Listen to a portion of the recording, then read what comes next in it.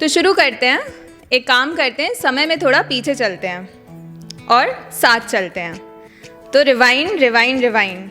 आज से लगभग 12-13 साल पहले, जब गूगल से इतनी जान पहचान नहीं थी, बुक्स का काम था, आईफोन का नहीं जनाब, ब्लैकबेरी का नाम था। झूले वाली चोटी पता है आप लोगों को?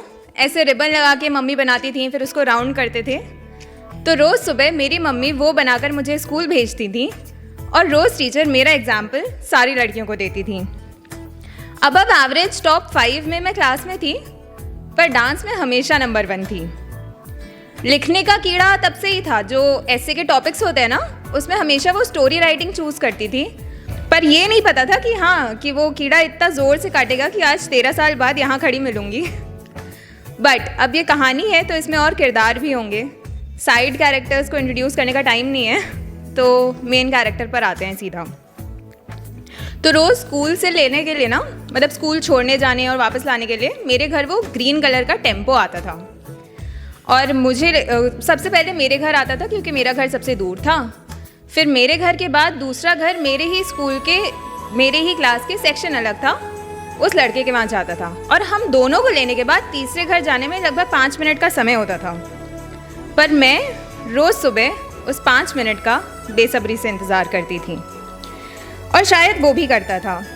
वापस आते टाइम कभी कभी मैं अपने भैया जी से बोल देती थी कि भैया जी मुझे पहले छोड़ दीजिएगा। तो वो जो 5 मिनट होते थे ना, वो 10 मिनट में बदल जाते थे। तो दिन के हो गए 15 मिनट, और दिन के वो 15 मिनट एक तरफ और मेरा पूरा संसार एक तरफ। उन दिन के 15 मिनट में बीते 900 सेकंड को मैं बाकी पूरे दिन के 23 घंटे 45 मिनट में से प्रैक्टिकली 15 घंटे 900 बार जीती थी। बार बार 900 बार जीती थी। हर लम्हा मेरा हर एक मिनट बना देता था। कैसे उसके लिए स्पोर्ट्स पैशन था, कैसे वो लोगों का फेवरेट था, क्लास एकेडमिक्स में भी टॉप पर था, कैसे उसे सारे लेटेस्ट गाने आते थे, कैसे वो हनी सिंह का फ़ैन था। पर बस ये सब नहीं, ये भी कि कैसे उसके दांत में एक प्लाक था, कैसे जब वो खेल कर आता था तो उसके हाथों पे पसीने की बूंदें होती थी, कैसे उसकी शर्ट भीगी होती थी, कैसे वो थोड़ा चबी बच्चा था, और कैसे वो थोड़ा सा शो ऑफ भी करता था। ये सब कुछ 900 बार जीती थी। तुम्हारी खूबियाँ क्या खामियाँ भी उतनी ही अजीज़ थीं। मेरी बातों की पहली हमराज तुम्हारी ग्रे पैंट और सफ़ेद कमीज़ थी। तुम बोलते बोलते थकते नहीं थे, और तुम्हारी बातों की मिठास मेरे लिए सबसे लजीज थी। वो हर चीज़ बताता था मुझे, शायद, और मैं भी उसे सब कुछ बताती थी। पक्का मैं उसे अपना बेस्ट फ्रेंड कहती थी, और वो मुझे बेस्ट फ्रेंड ना सही, पर फिर भी अपनी दोस्तों की लिस्ट में तो रखता ही था। उसकी हर एक चीज़ मेरे लिए एक बहुत बड़ा इवेंट होती थी, और ऐसे ही हम धीरे धीरे बड़े हो रहे थे। मेरी वो झूले वाली छोटी पोनीटेल में बदल चुकी थी, और वो चबी चबी लड़का अब जिम जाने लग गया था और फिट हो गया था। उसे मेरे घर का अचार बहुत पसंद था, तो मैं रोज़ टिफ़िन से बचा के रखती थी। एक बार ऐसे ही पिकनिक में स्विमिंग करने के बाद उसने मुझसे रुमाल मांगा था अपना चश्मा साफ़ करने के लिए, और वो रुमाल आज भी मेरी अलमीरा में किसी सबसे कीमती चीज़ की तरह मेरी दराज में रखा हुआ है। एक बार ऐसे ही मेरी एक फ्रेंड का बर्थडे था, जो कि मेरे घर सेलिब्रेट होना था। तो हमने बर्थडे सेलिब्रेट किया, खूब खाया पिया, मज़े किए। फिर हम उस फ्रेंड को छोड़ने के लिए उसके घर गए। वॉकिंग डिस्टेंस पर ही मेरा घर था, and he offered me to walk back home, and no one would believe me, but मुझे आज भी पैदल चलना बहुत पसंद है।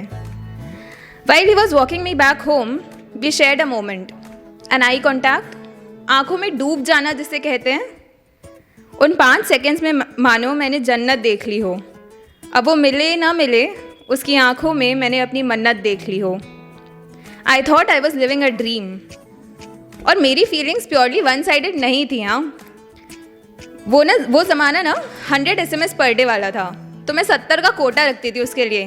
30 से ज़्यादा मैसेज किसी को करती ही नहीं थी रात के इंतज़ार में, क्योंकि हर रात वो मुझसे अच्छी अच्छी बातें करता था। ऐसे जताता था जैसे जो 900 सेकंड में 900 मिनट बार बार जीती हूँ, वो मैं अकेले नहीं करती, वो भी जीता है उन्हें मेरे साथ। जैसे हम एक फेयरली लैंड में हैं और अपनी सबसे बेस्ट लाइफ जी रहे हैं। मैं रात को उससे वो प्यारी प्यारी बातें करके सोती थी, but only to get up to a text of sorry, मैं ये नहीं कर सकता। हर रात मैं हज़ारों ख्वाब बनाती थी और हर सुबह उन्हें अपने आगे बिखरा पाती थी। बहुत बार कोशिश करी मैंने कि मैं बात ही ना करूं उससे, कभी नहीं करूँगी बात, पर हर रात वो मुझे मना लेता था और हर सुबह फिर मुझे ठुकरा देता था।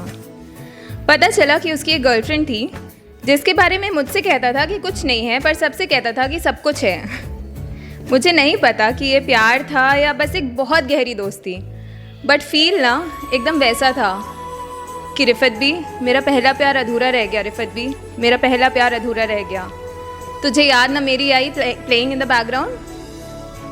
मैंने तो ये भी सुना था कि उसने मुझे स्टेपनी बोला, और उस दिन जो दिल टूटा ना, खम्बक आज तक जुड़ ही नहीं पाया।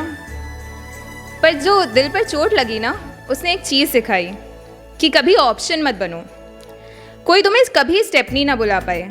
स्टेपनी तो गाड़ी की डिग्गी में रखने के लिए होती है यार, सिर्फ तब काम आती है जब मेन टायर खराब हो जाए। तुम्हें थोड़ी डिग्गी में अपना जीवन बिताना है। दौड़ो रोड पर, ठोकर खाओ, कीचड़ में उछलो, पर डिग्गी में नहीं यार। तुम तो अपनी स्टोरी की हीरोइन हो ना, so radiate that main character energy. 2 लाइनें हैं जिनका मतलब समझ आया उस दिन कि हमको नहीं कबूल किसी तौर भी रकीब, हमको नहीं कबूल किसी तौर भी रकीब, नफ़रत भी करिए तो फ़कत हमसे करिए। और याद रखना, तुम्हारे ऑप्शन से चॉइस बनने तक के सफ़र में एक ज़िंदगी गुजर जाएगी, पर डटे रहना तुम चॉइस बनने की ज़िद पर। ऑप्शन का डब्बा तो हमेशा खाली छूट जाता है ना, पर चोज़न चीज़ों के साथ तुम्हारी ज़िंदगी पक्का संवर जाएगी। मैंने वो रुमाल आज भी संभाल कर रखा है, पर खुद को उससे महफूज भी रखा है, क्योंकि ये मेरी चॉइस है। तुम्हारा आना किसी बरसात सा था, मुझे अपनी यादों में भिगो कर चले गया। तुम्हारा जाना किसी पतझड़ सा, मुझे पत्ता पत्ता बिखेर गया। तुम बदलते रहे मौसमों की तरह, मेरा रहना जैसे सालों साल का वादा बनकर रह गया। और एक कहानी और है जो कभी और सुनाऊंगी कि कैसे वो आया वापस, मुझे ऑप्शन से चॉइस भी बनाया, लेकिन वो स्टेपनी ना अब मेन टायर बन चुकी थी, पर मेन टायर बन के भी स्टेपनी को भूल नहीं पाई थी। तो याद तो है वो हमेशा रहेगा, शायद चॉइस भी रहेगा, पर मैं ही नहीं बर्दाश्त कर पाऊंगी अब सेकंड ऑप्शन बनना। अब अपनी स्टोरी की मेन कैरेक्टर मैं ही हूँ और मैं अपनी फेवरेट हूँ। Thank you so much, that was my time.